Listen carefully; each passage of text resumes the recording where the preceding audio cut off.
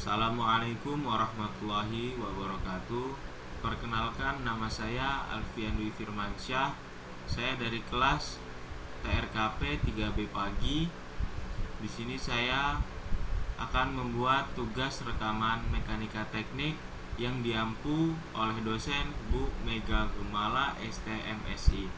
Singkat saja, langsung ke pembahasan. Yang pertama, untuk contoh soal benda tegar terlebih dahulu. Balok kayu homogen pada gambar memiliki panjang 8 meter dan berat 200 Newton berada di atas dua buah tiang penyangga A dan B. Besar beban yang dirasakan titik A adalah, seperti yang kita ketahui, balok kayu homogen pada gambar memiliki panjang 8 meter. Sudah terdapat untuk gambar baloknya 8 meter, kemudian dengan berat 200 Newton. Berat tersebut itu selalu berada di titik tengah pada balok kayu ini. Kemudian terdapat dua buah tiang penyangga A dan B. Seperti yang kita ketahui, di sini sudah kita buat dua penyangga tiang A dan tiang B. Kemudian ada yang ditanya besar beban yang dirasakan titik A. Dan di sini yang ditanya dari soal tersebut gaya normal A-nya. Di sini untuk penyelesaian dari rumus ini kita harus mengambil dari syarat kesetimbangan, yang dimana kesetimbangan tersebut adalah rumus torsi atau tau, yang tau sama dengan F kali L, yang dimana tau atau torsi itu adalah jumlah total momen gaya. Iya. Kemudian FL itu adalah gaya dikalikan jarak antar acuan. Lanjut, di sini terdapat NA atau gaya normal A, kemudian NB atau gaya normal B.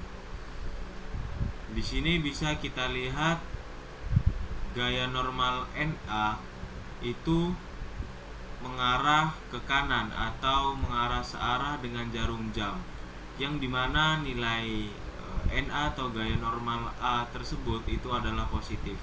Kemudian bisa kita lihat juga gaya normal B itu malah berbanding terbalik dengan gaya normal A, yang dimana dari gaya normal B ini itu bisa kita tarik dari sini kemudian ke atas, itu berbanding terbalik dengan gaya normal A, yang menghasilkan gaya normal B itu adalah dengan nilai positif. Kemudian sebelum kita memasuki rumus, kita mencari jarak poros dengan jarak antar acuannya. Di sini terdapat jarak antar porosnya itu, jarak antar poros A-nya itu dari 0 ke titik tiang itu 3 meter, kemudian ada jarak antar poros B itu 1 meter. Jarak seluruh total antar poros itu adalah 3M ditambah 1M sama dengan 4M. Kemudian terdapat juga jarak antar acuannya, yaitu dari satu buah tiang NA atau gaya normal A sampai ke titik poros atau gaya normal B. Itu disebut juga dengan titik acuan kita atau L. Langsung saja untuk masuk ke rumusnya, NA dikalikan dengan jarak poros dikurang gaya berat dikalikan dengan L sama dengan 0. NA dikalikan jarak porosnya 4 meter dikurangi dengan gaya berat 200 Newton dikalikan dengan L atau jarak antar acuannya 3 meter sama dengan 0. 4-nya kita pindahkan ruas ke sebelah kiri menjadi positif. 4 dikalikan NA dikalikan 600 sama dengan 0. NA sama dengan 600 dibagi 4 sama dengan 150 Newton. Seperti yang kita ketahui, jadi gaya normal A tersebut itu adalah sebesar 150 Newton. Lanjut ke soal berikutnya, yaitu gaya gesek sebuah balok 10 kg diam di atas lantai datar. Koefisien gesekan statis atau μs yang bernilai 0,4 dan koefisien gesekan kinetis atau μk yang bernilai sebesar 0,3. Tentukanlah gaya gesekan yang bekerja pada balok jika gaya luar F diberikan dalam arah horizontal sebesar gaya A 0 Newton, B 20 Newton, C 42 Newton. Di sini kita bisa melihat sudah ada gambar dengan petunjuk dari soal di atas, yang dimana petunjuknya sebuah balok 10 kg diam di atas lantai datar. Di sini terdapat gaya luar F yang disimbolkan dengan F besar. Kemudian di sini ada gaya normal yang disimbolkan dengan M. Kemudian ada gaya gesek yang disimbolkan dengan F kecil. Kemudian ada gaya gravitasi ataupun gaya berat yang disimbolkan dengan gaya W. Seperti di sini kita bisa mencari gaya normal terlebih dahulu.